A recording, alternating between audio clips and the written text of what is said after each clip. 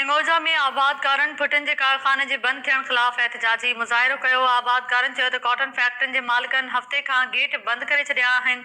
फैक्ट्रियूं खोलराए फुटी जो मुनासिब अघु मुक़ररु कयो वञे। तफ़सील ॿुधायो आहे अब्दुल जब्बार चांग।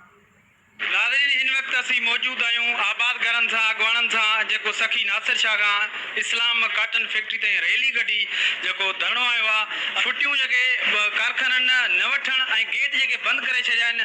असीं आबादकार अॻवाननि सां मौजूदु आहियूं। अचो त उन्हनि खां पुछो उहे टाइम न्यूज़ सां पंहिंजा वीचार कीअं था वञनि। तालके सूबे जे अंदरि ज़ुल्म जी इंतिहा आई आहे जो मुसलसिल हिकु हफ़्ते खां जेको आहे कॉटन फैक्ट्रीज़ मालिकान उन्हनि जा दरवाज़ा बंदि करे हितां जी मक़ामी आबादकार हितां जे हारीअ जो मुआशी क़त्ल करे रहिया आहिनि। फी मण ते जेको आहे 5 खां 10 किलो कटौती कई वञे थी ऐं उन खां अलावा अघु बि सही नथो ॾिनो वञे। हाणे त फ़रोनत वारो किरदारु इहो अदा कयो अथनि जो इन्हनि उन्हनि जा गेट बि बंदि करे छॾिया आहिनि। हफ़्ते खां मुसलसिल बंदि आहिनि। बंदि करे हारी आबादकारनि जो मुआशी क़त्ल आम कयो थो वञे।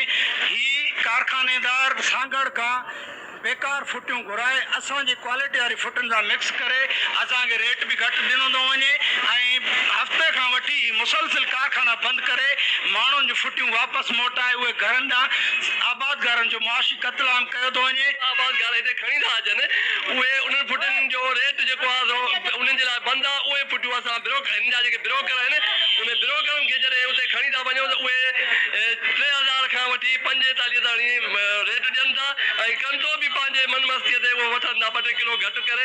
उहो साॻियो ई राति जो जे टालियूं भरे था अचनि उहे ई 6200 रुपया 6500 रुपया उन्हनि खे रेट ॾियनि था। आबादकार अॻवाननि जूं तव्हां ॻाल्हियूं ॿुधियूं। हिननि जो चवणु आहे त माशी जेको क़त्लियाम आहे उहो बंदि कयो वञे फौरी तौर ते। कमिश्नर सखर ऐं ॿियनि वसवारनि खां मुतालबो कयो त फौरी तौर ते नोटिस वठनि। फैक्ट्री मालिक जेके आहिनि फैक्ट्रियूं खोलनि। कैमरामैन अब्दुल सत्तार चांग सां गॾु अब्दुल जब्बार चांग, टाइम न्यूज़। अब्दुल जब्बार चांग जी रिपोर्ट हमारे ॾिठी।